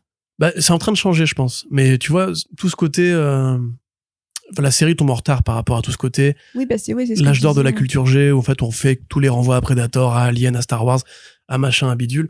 Et en fait, ces trucs-là, ça y est, la génération qui a porté ces trucs, ces bons souvenirs de nostalgie entre les années 80 et 90, bah, elle commence à passer la main à une nouvelle génération, qui sont plus les gens de notre âge à nous, tu vois, qui sont peut-être plus ouverts à des produits plus nouveaux, plus indés, plus créatifs, plus torturés aussi, tu vois. Et là, voilà, par exemple, il y a un truc qui, moi, je trouve, encore une fois, merde, vraiment, il y a un truc qui n'est plus de notre... qui fait vieux, quoi, qui fait ringard, qui fait vraiment... Ça fait dater, quoi. Voilà, Ça c'est fait ce que dater. je disais tout à l'heure avec les 2 ans d'écart. C'est que du coup, la plupart des références, elles sont déjà un peu moisies. Et je repense par exemple, bon, j'ai beaucoup aimé le film, hein, mais le film Tortue Ninja, la sortie l'été dernier, c'est plein de références, même à Endgame, justement, ou quoi. Bien sûr, ouais. À Dans Ghostbusters aussi, 4-5 ans, ça va être complètement usé, quoi. Ouais, bien sûr. Mais après, il a quand même, tu vois, des réflexions plus modernes aussi, mais Oui. mais tu vois, pareil, ils vont voir Ferris Bueller et tout, bah, déjà, c'est les mecs comme Seth Rogen et Evan Goldberg, c'est des gens de cette génération-là, en fait. Oui. Et avec le multivers et tout ce qu'on a eu depuis, enfin, on a vu Everywhere All At Once, quoi. On a eu, encore une fois, le putain de Rick et Morty, on a des tonnes de trucs qui vont plus loin que juste, dans cette réalité, t'es devenu banquier. T'es en mode genre, ok, super. Voilà, c'est génial, ça. Dans cette réalité, Archie a préféré Véronica plutôt que Betty, tu vois. Et t'as envie, oui, ça c'est bon, c'est fait. On a eu 30 ans de fiction, particulièrement en comics, qui ont fait ça. On n'a même pas, genre, tu sais, les trucs funky des comics comme Les Futurs Possibles. On n'a même pas, genre, dans cette réalité-là, le Rascal il a gagné, ou non, Wolverine, c'est un mec à la Eastwood et tout. Et du coup, voilà, t'essaies de le faire parce que même quand ils essaient de faire de la réalité alternative comme en prenant 1602, en fait, ils effleurent qu'un certain aspect. En fait, mais sans aller vraiment chercher toute la richesse en fait de la BD. Moi, j'aurais très peur que dans la saison 3, ils nous fassent un épisode Allman Logan, mais en fait où ils diront juste, ils te remettront les mêmes situations que t'as déjà vu dans le MCU canon, sauf dans un contexte d'Amérique désertique ou vaguement post-apocalyptique, mais en fait où tu t'auras pas la brutalité du truc, t'auras pas vraiment t'as l'impression qu'ils l'abordent même, tu sais, quand t'as où t'as juste le visage de Crâne Rouge en fait à la place des 4 pères fondateurs, tu sais, sur tu dis là ils abordent un peu cette uchronie où les vilains ont gagné, mais pareil c'est en filigrane, c'est juste un plan pour dire regardez, clin d'œil, on y a pensé, mais on n'explore pas. Bon, après, peut-être que le format d'une demi-heure ne permet pas ce genre de choses, et pourtant, moi, j'ai eu l'impression quand même que une demi-heure, ça c'est largement suffisant pour s'ennuyer, en fait. C'est moins d'une demi-heure et c'est génial, tu vois. Et ça a des référents à d'autres trucs qui sont plus vieux. Enfin, c'est animé comme le labo de Dexter et Super Nana, tu vois. Mais ça parle de problématiques sociales, ça parle de la gentrification des quartiers noirs par les Baptous qui viennent s'y installer. Ça parle de l'histoire même du peuple afro-américain dans les grandes villes. Ça parle de musique Renoir, enfin c'est tellement riche, tellement beau, etc. Enfin, et puis ça prend des putains d'idées à Kirby, le Devil Dinosaur notamment. Donc c'est possible en fait de faire des trucs qui ne prennent pas le public pour un gros connard, mais juste eux ils ont pas envie. Et voilà, c'est pour ça que j'ai skippé Secret Invasion. Tu vois, que je ne voulais pas la terminer et que là je me suis quand même dit vas-y on va aller au bout. Donc j'en veux aux gens qui ont fait des bons retours sur cette série, qui m'ont obligé à la regarder. Parce que techniquement elle est quand même moins désagréable à regarder que Secret Invasion. Oh. Vraiment, alors moi je prends volontiers le pire épisode de Secret Invasion contre l'épisode Die Hard. D'accord, quand même, ok, ouais. C'est à ce point si je suis en colère. Ok, très bien, parce que oui, non, mais je m'attendais pas à un tel niveau de violence de là-dessus. D'un point de vue animation, vous placez ça où quand même sur votre qualitomètre? Moi, j'ai exprimé mon vrai griffe par rapport juste à des questions de cadre, et je pense que c'est leur technologie qui les empêche en fait d'avoir une vraie. J'ai préféré la saison 1 à ce niveau-là. Aussi, ouais. Ah ouais. Faudrait que je beaucoup plus riche et beaucoup plus d'environnements variés. Ouais. Bah après moi j'en veux depuis le début à la série de ne pas avoir on a revu plus tard, on avait Paris à l'époque de changer de style de saison en saison, et là précisément épisode, moi j'étais vraiment chaud pour on pensait aussi à ça au début, Et je trouve qu'il y a un contraste qui tient le même de l'Uncanny Valley par rapport à certains visages. La grande qualité de la série encore une fois c'est son doublage, où on est très heureux de retrouver tous ces personnages là et qu'en plus ils vont jouer un peu différemment parfois je trouve, pour adapter à telle réalité, etc. Et les visages, ça fait plastique, quoi. Enfin, c'est du plastique qui bouge. Par exemple, précisément. Mais vaguement, parce que les lèvres bougent pas non plus de ouf, tu vois. Mais le visage de Stark, au-delà du fait que c'est pas sa vraie voix et tout, et moi, il me terrifie. Enfin, vraiment, il me terrifie. Si c'était pas ça, je t'aurais une figurine. Quand je ferme les yeux la nuit, des fois, je le vois. Après, voilà, ça réussit parfois des trucs. Enfin, encore une fois, le design de Captain Carter, je trouve qu'il est sympathique, mais puis l'anime, c'est beaucoup de ces effets pyrotechniques que Marvel Studios ne sait même pas faire en image réelle déjà de base. Le fameux combat final, enfin, en mode Power Rangers, on a mis l'épée de Gaïa dans le pistolet laser de machin, et on fait toutes les armes qui tirent un même laser. Ouais, mais c'est trop bizarre. D'ailleurs, pourquoi des armes blanches tireraient des lasers aussi? Parce que c'est les super-héros. Pourquoi des lances, des haches les armes blanches pouvaient lancer des lasers, c'est hyper innovateur. Mais non, mais c'est trop bizarre. Et en plus, déjà, même ce côté too much où tu vois là que les deux, que Kaori a tous les pouvoirs, et puis après, t'as tous les héros qui tombent en disant, tiens, prends mon marteau, et tiens, prends ma lance, et prenez toutes mes armes. Et tu fais, non, mais enfin, c'est là où, en termes d'écriture et tout, je dis, mais, du coup, si j'ai plus que 6 ans et demi. Vraiment, est-ce que je suis censé, c'est peut-être une question de public cible, en termes d'écriture, vraiment, je veux que les gens comprennent que je me contiens au niveau nerd odieux, parce que juste, il y a des trucs. Dans Guardians 1, on te dit quand un humain, il prend la pierre de destruction, ça lui bousille le corps. Là, t'as Captain Carter, elle la prend. Allez, hop, c'est bon, on s'en bat les couilles. Et après, on te dit aussi, ces pierres-là, c'est le truc le plus puissant qui existe de toute la réalité de la Terre, etc. En fait, il y a juste Stormbreaker qui a réussi une fois à briser le flux. Et là, en fait, Strange, non, il est plus fort. Et t'as envie de dire, mais pourquoi? Enfin, dans quel monde? C'est juste pour faire un combat à la Goku, à la Gohan contre Cell, avec les deux flux qui se croisent, qui c'est qui va perdre.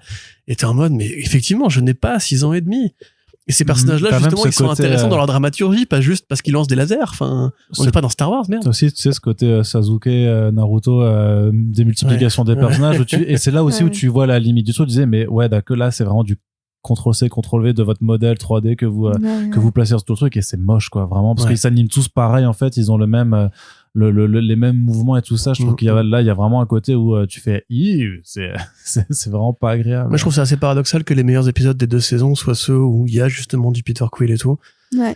Et tu vois, pareil, on l'a dit, cette année, elle a pas été totalement ratée pour Marvel. Il y a eu Guardians 3. Tu vois, justement, cette créativité qu'a pu avoir James Gunn avec les costumes concrets, avec des effets de mise en scène. Et pourtant, il a rien à voir avec cet épisode, hein, James Gunn. Mais voilà, ce que je te dis, c'est justement, la série manque de cette créativité à la Gunn, tu vois. En fait, tu te dis, il a eu tellement de bonnes idées dès le départ, Gunn, qu'en fait, ils reprennent quelque chose qui était déjà de base très qualitatif. Donc, en fait, ça vient même pas tant d'eux que ça. Ils se reposent sur l'héritage que leur laisse Gunn. Moi, j'ai bien aimé aussi Nebula dans son épisode. Je trouve que Karen Gillan est pas mal. Non, le personnage. Corentin fait des très gros yeux. Pas l'épisode, elle. L'actrice, ouais, d'accord. Oui, même, moi, ça me fait toujours plaisir de retrouver Nebula et tu te dis, bah, tiens, tu commences la saison avec Nebula, le Nova Corps. Et en fait, c'est totalement raté. Mais justement, l'épisode avec Quill qui revient sur Terre, maintenant que tu as vu Guardians 3, ça prend une autre ampleur parce que tu sais que Quill est effectivement revenu sur Terre alors qu'il avait 40 piges, tu vois. Oui, donc je trouve qu'il y a un petit renvoi, donc je sais pas si c'était volontaire ou pas, mais il y a un petit renvoi qui est justement intéressant, mais qui du coup se repose sur un film sorti et sur l'effet de nostalgie. Et en fait, pour un effet de nostalgie réussi, t'en as 10 qui tombent à l'eau parce que tu t'en fous. Enfin, je redis ce que j'ai dit, j'adore Cate Blanchett. Moi, je trouve que là, et au niveau du character design, même de son caractère, c'est pas le plus grand méchant de Marvel. C'est un peu, ouais, on l'a ajouté une sœur en dernière minute pour ajouter un peu encore de drama familial dans la famille. Elle sort d'un bon film quand même, je veux dire. Mais elle sort d'un bon film. Voilà. Elle sort d'un bon film. Elle fait quand même des trucs un peu stylés, style buter le marteau, quasiment tuer son père et tout ça. Bon, il y avait quand même des trucs intéressants sur elle. Mais quand tu vois ce qu'ils en font, tu te dis, en fait, il aurait fallu ne pas la ramener ou alors la ramener pour autre chose. Surtout que c'est un méchant que tu n'avais pas vu depuis 2023-2017. 6 ans. 6 ans plus tard, il la ramène. Pourquoi ? Mais moi, je me demande même s'ils l'ont pas ramené juste en apprenant que Blanchett aurait été OK pour revenir. Peut-être qu'ils ont entendu dire, ah, Blanchett serait chaude. Bon, on va lui écrire un épisode parce que ce serait trop con de pas avoir Blanchett, tu vois. Et ça, je pense que ça tient à ça, vraiment. Non, puis elle s'amuse. Enfin, Blanchett, tu la voyais en interview, elle s'amuse à faire ce type de rôle, tu vois. Enfin, elle va faire ces petits trucs un peu bressons, type tard, où elle joue pendant 3 heures une chef d'orchestre absolument odieuse.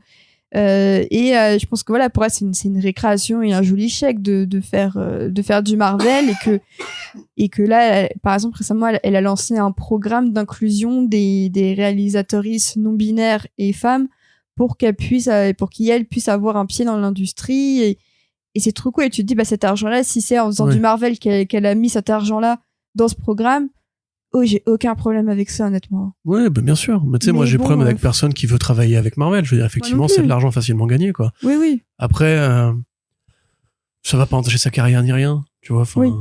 Mais quelque part, je pense à l'épisode, au Christmas Special des Gardiens, justement, avec Kevin Bacon. Ça, il y a Arnaud qui fait des directives de micro. Ça, tu vois, particulièrement, ça aurait pu être un what if. Ouais. Et si les Gardiens avaient cherché Kevin Bacon pour le Noël de Star-Lord.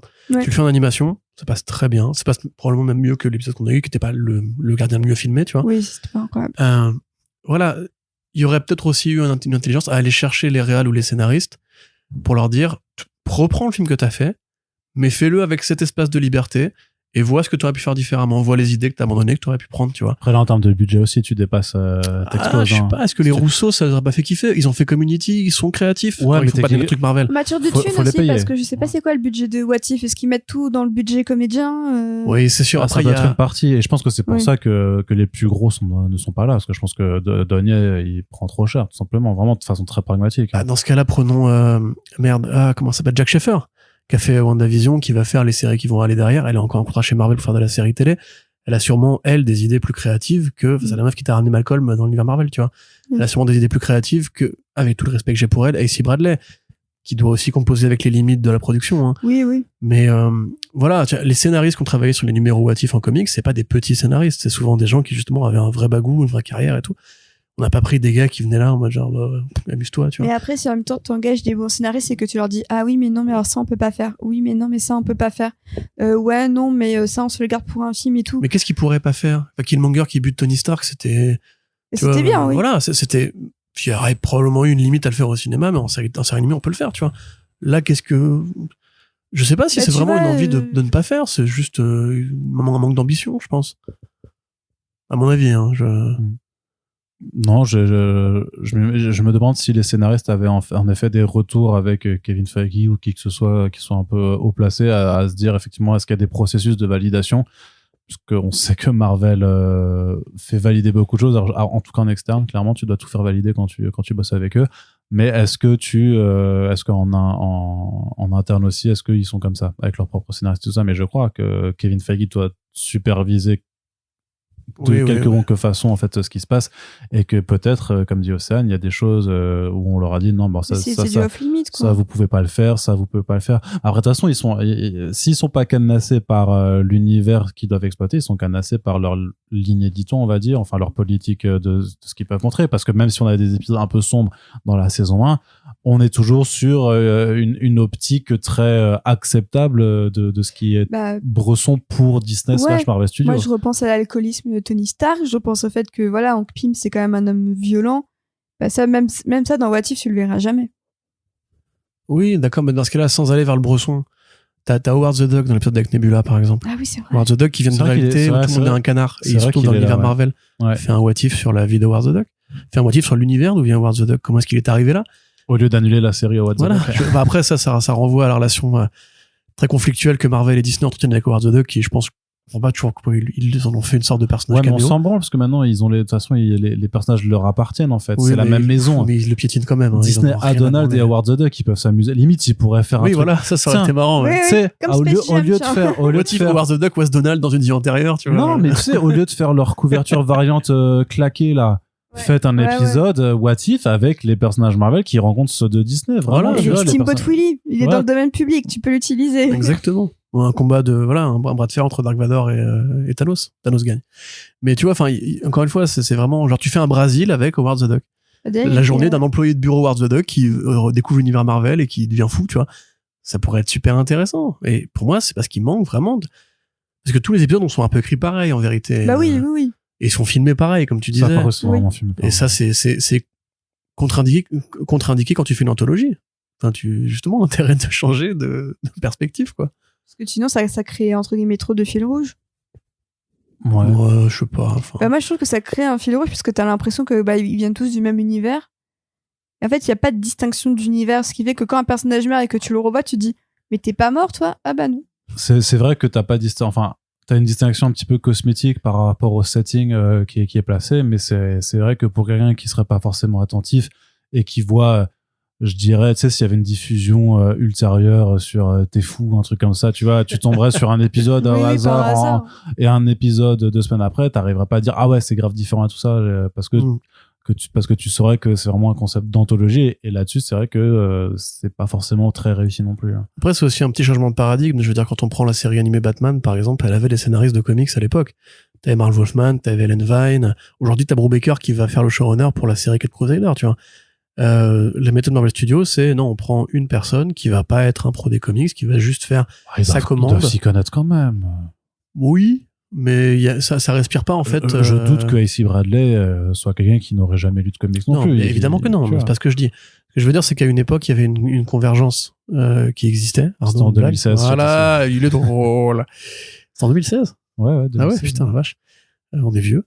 Donc voilà, il y avait une cohérence, on va dire, de prendre des gens qui savent de quoi ils parlent, etc., et qui ont envie de porter cet amour et cette culture. Aujourd'hui, même, tu vois, par exemple, la série, encore une fois, j'y reviens, Moon Girl, elle est pleine de références aux comics. Là, aujourd'hui, j'ai l'impression qu'en fait, Marvel, ils sont vraiment extraits de ce truc-là, et du coup, pour les gamins que nous, on était, qui ont découvert le dessin animé Spider-Man, le dessin animé X-Men, le dessin animé Batman, et qui sont tombés amoureux de cette culture-là à travers ce biais, je pense pas que What If te fasse tomber amoureux des super-héros, ou même de Marvel en général. Donc, pour moi, c'est un échec total. Ouais. On peut peut-être conclure là-dessus. C'est un échec total. C'est un ratage artistique, scénaristique conséquent. C'est pas bien. C'est pour moi même pire qu'Ant-Man et Ant-Man 3, parce qu'Ant-Man 3, encore une fois, si tu le vois en prenant un shot à chaque fois qu'un personnage dit une connerie, je pense que tu peux passer une très bonne soirée. Mais là, en fait, ça tombe dans un désintérêt et un ennui, une platitude qui sont mais vraiment agressifs, je trouve. Oui. Et donc voilà. C'était 2015 Convergence, c'est encore plus vieux. Pardon. On est encore plus vieux. Ouais. Un mot aussi pour conclure là-dessus, toi? Ouais, non, j'ai trouvé ça vraiment très médiocre. Non, mais c'est un peu décevant parce que je trouve qu'en animation, le MCU a pas encore proposé de trucs intéressants.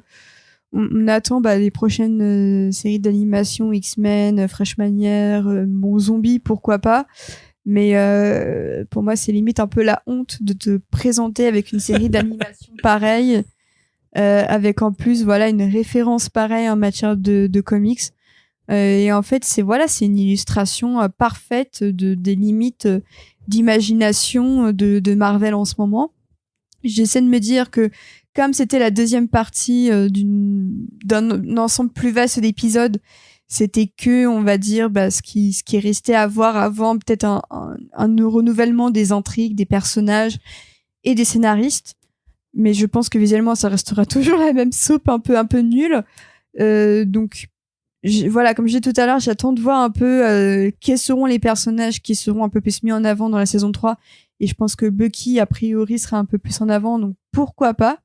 Mais vraiment, à défaut d'avoir perdu mon temps, parce que c'est toujours bien de voir à quel point Marvel est nul. C'est toujours intéressant de voir ce qui ne va pas chez Marvel. C'est un hobby. Clairement, j'ai peut-être moins perdu mon temps devant Secret Invasion que devant What If. Ça, je trouve que c'est vraiment toujours c'est terrible de t'entendre dire ça, Océane, vraiment. Ah, mais j'en suis la première attristée, qu'on soit clair, mais faut, à un moment donné, quand t'es devant un tel échec créatif et comme je le redis tout à l'heure, de représentation, c'est que j'ai vraiment l'impression de retrouver les mêmes personnages que dans la phase 1, donc avec quelques meufs en plus pour l'effet un peu girl power, mais au niveau de la diversité des personnages et tout ça. Il y a beaucoup de personnages qui étaient dans la saga, l'Infinity Saga, qui sont des personnages de couleur et qui ne sont juste pas là. Je pense à Monica Rambeau, je pense à Sam Wilson, je pense à plein de personnages comme ça qui ne sont juste pas là et vraiment j'ai l'impression de revoir la phase 1 mais les pires aspects de la phase 1 alors que là où la phase 4 tente un peu de corriger ça avec un peu plus de nouveautés, de diversité, là j'ai l'impression de revoir un truc plus qui nettoie plus blanc que blanc, quoi. Et moi ça m'emmerde. Ouais, et qui se repose pas mal sur ses acquis, en fait, les acquis de la phase 1 notamment, quoi. Complètement. On peut plus les avoir en live action, donc on va quand même les remettre pas mal en animation parce que c'est cela que et vous kiffez. Je vois pas comment le public peut tourner la page de tous ces personnages si jamais il s'amuse à les remettre encore. Tony Stark, ça va faire 5 ans qu'il est mort. Pourquoi encore le mettre? Mais oui, c'est fini. Surtout quand il y a eu la réunion là de Marvel Studios récemment, l'article de Variety contesté par les fans et tout, où ils se posaient la question de ramener les Vengeurs originels, en tout cas une partie, pour recréer l'intérêt des gens, et où la campagne de promo de The Marvel se termine par un trailer où on te remet Tony Stark et Steve Rogers pour te dire rappelle-toi l'époque, t'étais fan, tu venais voir tous les films, donc viens voir celui-là s'il te plaît. Sauf que l'époque c'était il y a 3-4 ans, tu vois, donc genre mollo en fait, c'est vrai que ça limite, et pour moi le constat le plus dommageable c'est ce que t'as dit, ce que vous avez dit avant, c'est de se dire est-ce que cette série d'animation, alors que nous vous savez qu'on est avocat de l'animation dans le sens qu'on estime que c'est le meilleur tremplin pour ensuite aller à lire des bandes dessinées, parce que souvent t'iras vers il y a un différentiel dans le visuel en fait qui est moindre, puisque forcément et sauf que là non en fait, pareil, quand tu vas regarder What If en disant même si tu vas lire les comics What If, alors techniquement si tu lis certains numéros, je pense que c'est mieux, tu vois, qu'il y a plus d'intérêt, mais pareil tu vas pas t'y retrouver, la passerelle elle se fait pas, la connexion elle se fait pas, et vu que t'as un produit qui est quand même plutôt médiocre, le truc c'est qu'on sait que quand un truc est pas bien, quand une adaptation de comics est pas bien, clairement tu vas personne qui va se diriger vers les BD. Là 1602, je sais pas qui va avoir envie de lire la BD après avoir vu l'épisode. Ouais, c'est clair. C'est personne.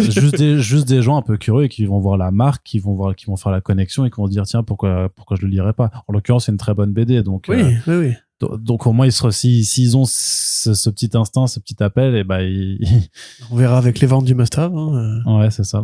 Ouais, bon, en France c'est encore une autre question. Très bien. Bon, on verra bien je ne sais pas quand. Voilà, on commence 2024 comme ça. De toute façon, faut se dire aussi que sur certaines adaptations, on risque d'être dans ce genre d'humeur encore, hein, puisque clairement on va regarder en arrière cette année. Ouais, on va aller prendre les bons trucs. Oui, on va qu'on n'a aussi, pas encore couverts. voilà, on profitera de l'absence, en tout cas de la baisse de sorties au cinéma pour aussi rattraper, faire quelques podcasts en rattrapage sur des bons trucs qui sont sortis ces derniers temps et dont on n'avait pas pris le temps de vous parler, et notamment aussi en animation. Et puis malgré tout, on n'oublie pas que cette année sera quand même la grande année Sony Pictures, quoi, avec Madame Web, Craven et Venom 3. J'ai tellement hâte. Ce qui va que voilà, vous avez tous très très hâte de faire ces podcasts. On espère en tout cas que cette ouverture de On Screen en 2024 sur First Print, ça vous a plu. Si c'est le cas, n'hésitez pas à le faire savoir, partagez le podcast sur vos réseaux sociaux, parlez-en autour de vous, et surtout, n'oubliez pas qu'on a également une page Tipeee sur laquelle vous pouvez nous soutenir pour qu'on voit le futur, voilà, de façon plus pérenne que Marvel Studios. Merci à tous, et que surtout que Madame Web, la pauvre. Merci à toutes et tous de nous avoir écoutés, puis on se dit à très bientôt pour les prochaines émissions. Salut! Salut.